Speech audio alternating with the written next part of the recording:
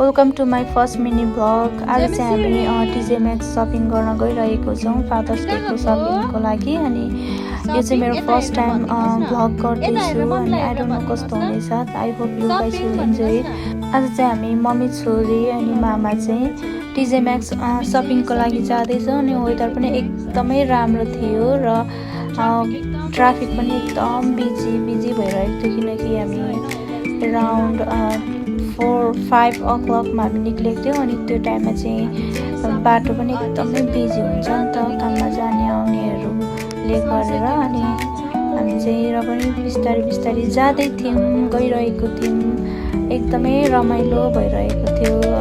यो चाहिँ मैले यसरी फर्स्ट टाइम भ्लग गरेको। अनि मलाई चाहिँ के बोलौँ, कहाँदेखि सुरु गरौँ, के गरौँ भइरहेको छ। अनि बोल्नु पनि त्यस्तो आइरहेको छैन।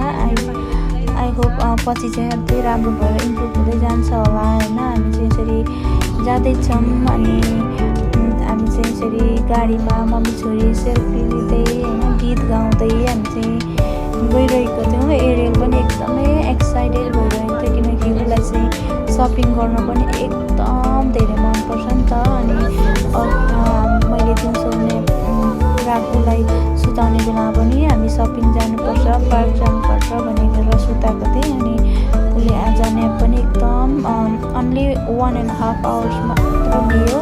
अनि उठ्ने बित्तिकै चाहिँ मम्मी पार्क सपिङ भन्दै थियो कि मलाई कस्तो हाँसिरहेको थियो, किनकि ऊ चाहिँ यति धेरै इन्ट्रेस्ट गर्छ कि पार्क जानु सपिङ गर्नु भनेपछि चाहिँ कति धेरै इन्ट्रेस्ट गर्छ हो। अनि ऊ चाहिँ एकदमै खुसी भइरहेको थियो। अनि हामी चाहिँ रहेको छौँ अनि एकदम नक्कल पनि पारिरहेको छ मेरो छोरीले। अनि ट्राफिक त्यस्तै हो, बिजी भएको कारणले अलिक टाइम लाग्यो। 21 मिनट्स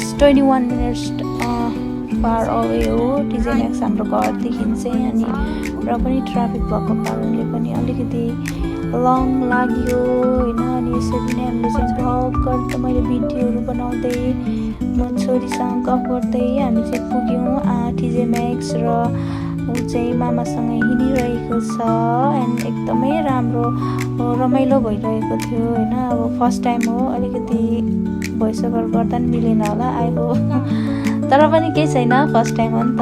अनि त्यहाँदेखि आज टिजे म्याक्समा पनि यति बिजी भइरहेको थियो कि आज चाहिँ एकदमै बिजी भइरहेको थियो टिजे म्याक्स पनि। अनि सायद फादर्स डेले गरेर होला, लुगाहरू पनि एकदम दामी आएको रहेछ होइन। टिजे म्याक्समा चाहिँ अस्ति पहिले जाँदाखेरि चाहिँ त्यस्तो राम्रो आएको थिएन। आज हामी गएको त सामानहरू पनि धेरै राम्रोहरू थियो क्या।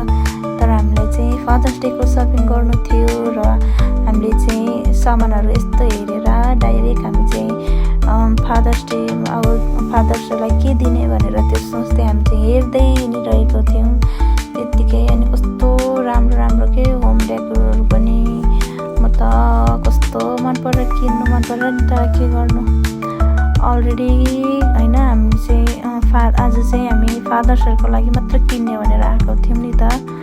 अनि त्यही भएर कस्तो क्युट क्या त्यहाँनिर बेसहरू पनि कस्तो मन परेको थियो भनेर अब यस्तोहरू किनेर राखौँ न भन्दाखेरि मेरो छोरीले त दिँदैन डेकोर गर्नु पनि हो, त्यस्तै छ होइन। मैले चाहिँ यत्तिकै यो भिडियोहरू बनाइरहेको थिएँ। अनि के भनौँ कुरै सक्यो त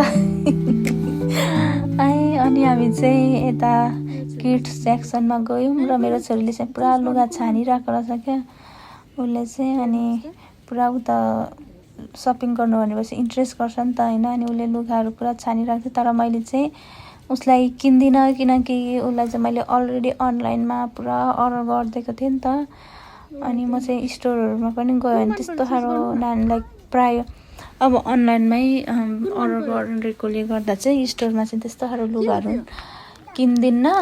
जस लानु चाहिँ लान्छु, उसलाई घुमाउँछु होइन। खासै मन पर्दैन स्टोरमा त्यस्तो लुगाहरू, राम्रै देख्दिनँ हो। अनि खालि अनलाइन अर्डर गरिदिन्छु उसको लागि चाहिँ म। अनि उसले चाहिँ त्यो लुगा चुज गरिरहेको थियो, तर ठुलो हुन्थ्यो नि त त्यही भएर राखिदियौँ। अनि हामीले चाहिँ फेरि पनि उसलाई मैले लुगा छान्नु लगाइरहेको थिएँ ऊ चाहिँ पुरा बोइजको लुगाहरू हेरिरहेको थियो अनि मैले चाहिँ उसलाई भनेँ कि उता छ गर्लको लुगा भनेर देखाएर उसले चाहिँ लुगाहरू हेरिरहेको छ। कसको छोरी हो त उसलाई सपिङ भनेपछि त नि के हो पुरा लुगा छान्नु जस्तै मम्मी जस्तै। उसले चाहिँ फेरि भरै नि यो लुगा पिक गरेर ल्याइसक्यो, कहाँबाट भेटाएर ल्याइसक्यो, उसलाई चाहिँ मन पर्यो अरे होइन। तर मैले यो किन्दिनँ किनकि मैले भने नि अघि नै कति धेरै लुगा मैले अलरेडी अर्डर गरिदिएको थिएँ अनि भ्याकेसनको लागि पनि इनफ थियो नि त उसको लुगा। त्यही भएर चाहिँ मैले उसलाई किन्दिनँ त्यो, किनकि आज चाहिँ अन्ली फादर्स डेको लागि हो भनेर हामी आएको थियौँ होइन। अनि उसले चाहिँ मामालाई गएर लुगा देखाइरहेको छ अनि उसले चाहिँ मन परेको लुगा देखाइरहेको छ मामालाई। अनि उसले चाहिँ खोइ के पनि भनिरहेको छ, टाढो छ नि त। अनि मलाई यहाँनिर भिडियो गर्नु लगाएर उसलाई देखाउनु अरे, भिडियो गरिदिनु अरे हो, त्यस्तो भन्छ मेरो छोरीले पनि नि। अनि पुरा उसको त्यो बटललाई सुताइरहेको छ हो कस्तो फनी के, एकदम रमाइलो भइरहेको थियो। अनि बिजी मान्छे जता गयो त्यतै मान्छे हो। अनि फाइनली हामीले चाहिँ सपिङ पनि गरिसक्यौँ फादर्स डेको लागि होइन। अनि हामी चाहिँ चेकआउट गर्नको लागि बसिरहेको छौँ लाइनमा। अनि चेकआउट गरिसकेर हामी चाहिँ निक्ल्यौँ स्टोरबाट। अनि अब चाहिँ हामी वाटरफ्रन्ट पार्क जाँदैछौँ र एरियालाई चाहिँ साह्रो तिर्खा लाग्यो छ र उसले जुस खाइरहेको छ। अनि एकदम रमाइलो भइरहेको थियो किनकि वेदर पनि एकदम राम्रो भइरहेको थियो नि त, शीतल होइन, त्यस्तो गर्मी पनि थिएन, घाम लागेर पनि। अनि एरियल पनि एक्साइटेड भइरहेको थियो पार्क जानको लागि। अनि उसले चाहिँ त्यहाँनिर बोटहरू देखेर मम्मी बोट भन्दै देखाइरहेको छ मलाई चाहिँ। अनि हामी चाहिँ अब गाडी पार्किङ गर्नको लागि चाहिँ हामी जाँदैछौँ। यहाँ पनि एकदमै बिजी रहेछ क्या, यति धेरै पुरा गाडीहरू त प्याक होइन, मान्छे टन्नै। अनि तर हामीले चाहिँ पार्किङ पनि एकदम जाने बित्तिकै भेटाइहाल्यौँ होइन, एकदमै राम्रो कुरा हो त्यो त होइन। अनि हामी चाहिँ अब वक गर्दैछौँ हामी चाहिँ। अनि एकदमै रमाइलो भइरहेको थियो, एकदम राम्रो वेदर भएको कारणले मान्छेहरू पनि ट्याप्पै पर मान्छेहरू कति धेरै के बसेर गफ गर्दै बसिरहेको थियो होइन। अनि बोटिङ गर्नेहरू बोटिङ गरिरहेको थियो। अनि हामी चाहिँ सनसेट हेर्न आएको, तर त्यस्तो राम्रो सनसेट चाहिँ निक्लिन रहेछ आज चाहिँ।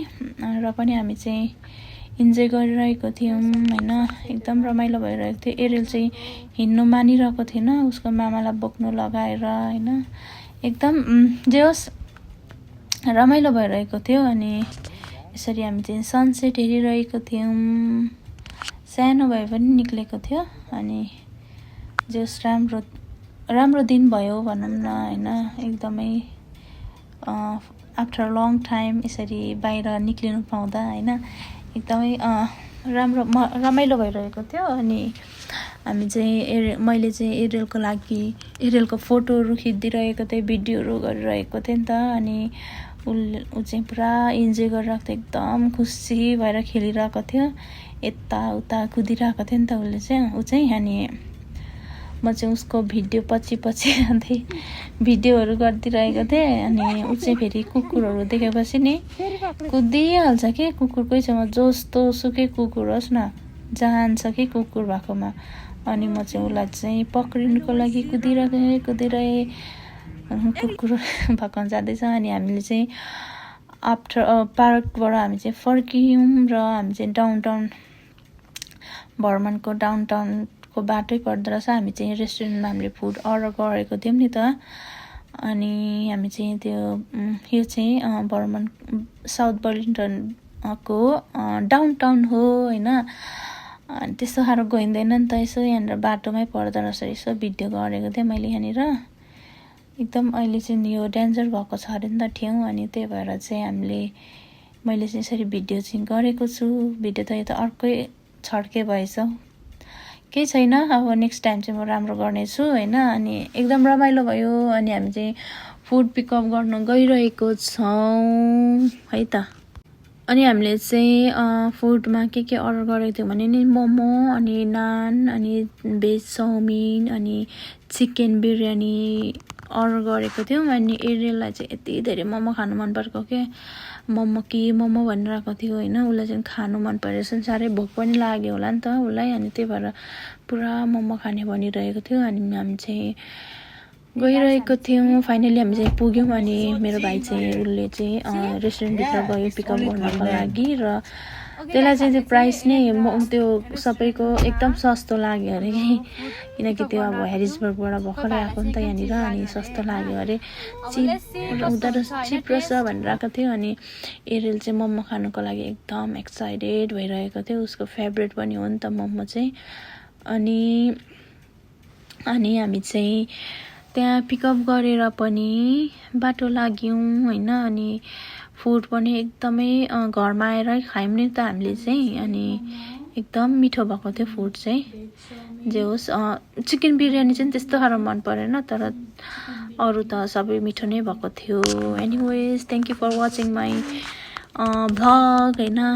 Please guys keep supporting us. Thank you. I hope तपाईँहरू पनि इन्जोय गर्नुभयो होला मेरो भ्लग हेरेर। यसरी नै माया र सपोर्ट दिनु होला है त। By by.